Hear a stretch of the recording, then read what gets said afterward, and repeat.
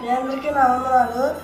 రూపాయి టీవీ ద్వారా వస్తున్న ప్రసంగాలు, వాగ్దానాలు, పాటలు దేవునికి మహిమకరంగా ఉన్నాయని మేము నమ్ముతున్నాము. జయకృప టీవీ ద్వారా వస్తున్న ప్రసంగాలు, పాటలు మీకు మీ జీవితాలలో అద్భుతాలు, ఆశ్చర్యకార్యాలు జరుగుతున్నాయని మేము నమ్ముతున్నాము. మీ అందరికీ నా వందనాలు. మా మమ్మీ వాక్యం చెప్పింది అందరూ. మీ అందరికీ నా వందనాలు. కీర్తన గ్రంథము 19వ కీర్తన 9వ వచనం చదువుకుందాం. యెహోవా యందైన భయము పవిత్రమైనది, అది నిత్యము నిలుచును. దేవుని యందు భయము గలవారు, దేవుని యందు భయము భక్తి కలిగిన వారు మనుషులున్నా కానీ మనుషులు లేకపోయినా కానీ నీతిగా బ్రతికేవారుగా ఉంటారు, పరిశుద్ధంగా బ్రతికేవారుగా ఉంటారు.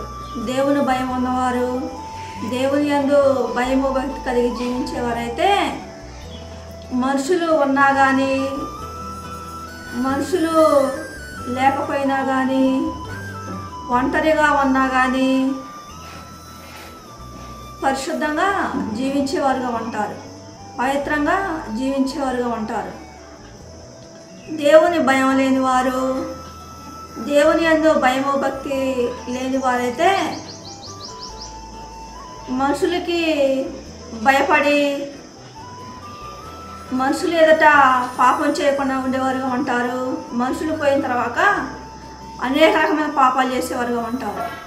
కొంతమందికి మనుషుల భయం ఉండదు, బంధువుల భయం ఉండదు, తల్లిదండ్రుల భయం ఉండదు, అన్నదమ్ముల భయం, అక్కచెల్లెల భయం, భార్య భయం, భర్త భయం, పిల్లల భయం, ఎవరి భయం లేకుండా ధైర్యంగా పాపాలు చేసేవారుగా ఉంటారు, చెడు పనులు చేసేవారుగా ఉంటారు.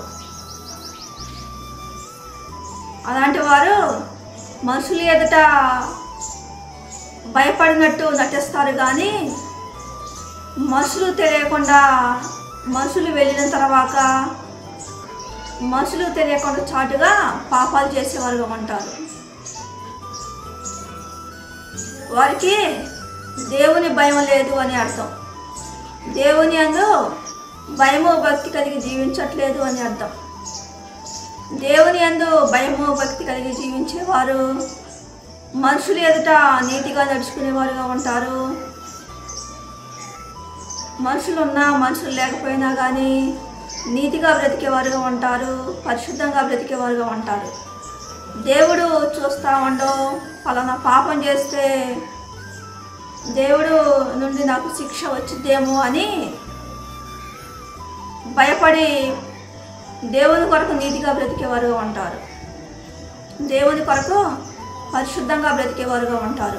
అందుకే దేవుడు అంటాడు, కీర్తన గ్రంథము 119వ కీర్తన 9వ వచనం చదువుకుందాం. యెహోవా యందైన భయము పవిత్రమైనది, అది నిత్యము నిలుచును. దేవుని యందు భయము భక్తి కలిగి జీవించటం వల్ల మనం ఎవరికి భయపడాల్సిన అవసరం ఉండదు, మనుషులకి భయపడాల్సిన అవసరం ఉండదు. మనం నీతిగా బ్రతికే వారంగా ఉంటే, పరిశుద్ధంగా బ్రతికే వారంగా ఉంటే దేవుని ఎదుట ధైర్యంగా నుంచోగలుగుతాం. మనం పాపం చేసే వారంగా ఉంటే తల్లిదండ్రులకు భయపడాల్సి వస్తూ ఉంటుంది, అన్నదమ్ములకు, అక్కచెల్లెలకు, భార్యలకు, భర్తలకు, పిల్లలకు, కొడుకులకు, కోడలకు, దైవజనులకు, దేవునికి, అందరికీ భయపడాల్సి వస్తూ ఉంటుంది, భయపడాల్సి వస్తూ ఉంటుంది. ఏ పాపం చేయకుండా నీతిగా బ్రతికే వారంగా ఉంటే అందరి ముందు ధైర్యంగా బతకగలుగుతాం. పాపం చేయటం వల్ల మనకు అవమానాలు, నిందలు, శ్రమలు, రోగాలు, కష్టాలు, బాధలు, హింసలు మనకు ఎదురవుతూ ఉంటాయి. పాపం వల్ల మనకు అవమానాలు ఎదురవుతాయి అంటాడు దేవుడు. అందుకే కొంతమంది భార్య తెలియకుండా భర్తలు పాపాలు చేసేవారుగా ఉంటారు, భర్తలు తెలియకుండా భార్యలు అనేక రకమైన పాపాలు చేసేవారుగా ఉంటారు, తల్లిదండ్రులు తెలియకుండా పిల్లలు అనేక రకమైన పాపాలు చేసేవారుగా ఉంటారు. రకరకాల ఈ లోకంలోని రకరకాల పాపాలు చేసేవారుగా ఉంటారు. వారికి దేవుని భయం లేదు అని అర్థం. దేవుని భయం లేదు అని అర్థం. కొంతమంది తల్లిదండ్రుల ముందు నటిస్తూ ఉంటారు, అన్నదమ్ముల ముందు నటిస్తూ ఉంటారు, భార్య ముందు నటిస్తూ ఉంటారు, భర్త ముందు నటిస్తూ ఉంటారు, పిల్లల ముందు నటిస్తూ ఉంటారు, ప్రజల ముందు నటిస్తూ ఉంటారు. వారికి తెలియకుండా రహస్యంగా పాపాలు చేసేవారుగా ఉంటారు. వారికి తెలియకుండా రహస్యంగా పాపాలు చేసేవారుగా ఉంటారు. వారికి దేవుని భయం లేదు అంటున్న దేవుడు. మనము ఈ లోకంలోని మంచి పనులు చేసినా దేవుడు చూస్తూ ఉంటాడు, చెడు పనులు చేసినా కానీ దేవుడు చూస్తూ ఉంటాడు. మంచి పనులు చేసే వారంగా ఉంటే, దేవుని యందు భయము భక్తి కలిగి జీవించే వారంగా ఉంటే, దేవుని ఆశీర్వాదాలు దేవుని మెడలు మనం పొందుకునే వారంగా ఉంటాం. మనుషుల ముందు నటిస్తూ రహస్యంగా పాపాలు చేసే వారంగా ఉంటే, మనుషులకి భయపడకుండా, దేవుని భయపడకుండా, ఎవరికి కూడా భయపడకుండా మనం బహు భయంకరమైన పాపాలు చేసే వారంగా ఉంటే, వారికి దేవుని యందు భయము భక్తి లేదు అని అర్థం. వారు ఈ లోకానుసారమైన జీవితం జీవిస్తున్నారు అని అర్థం. వారిలోని దేవుని ఆత్మ లేదు అని అర్థం. వారిలోని పరిశుద్ధాత్మ లేదు అని అర్థము. అందుకే దేవుని యందు భయము భక్తి కలిగి జీవించే వారంగా ఉంటే మనం ఏ పాపం చేయకుండా ఉండే వారంగా ఉంటామంట. పలానా పాపం చేస్తే దేవుడు చూస్తాడు, పలానా పాపం చేస్తే దేవుడు నాకు ఏమన్నా శిక్ష వేస్తాడేమని కొంతమంది దేవుని యందు భయము భక్తి కలిగి జీవించేవారుగా ఉంటారు. పరిశుద్ధమైన జీవితం జీవించేవారుగా ఉంటారు. దేవుడు అందుకే అంటున్నాడు, యెహోవా యందు భయము భక్తి కలిగి ఆయన త్రోవలందు నడుచుకుని వారు ఎంతో ధన్యులు అంటారు. దేవుని యందు భయము భక్తి లేని వారైతే మనుషులు ఎదుట నటించేవారుగా ఉంటారు.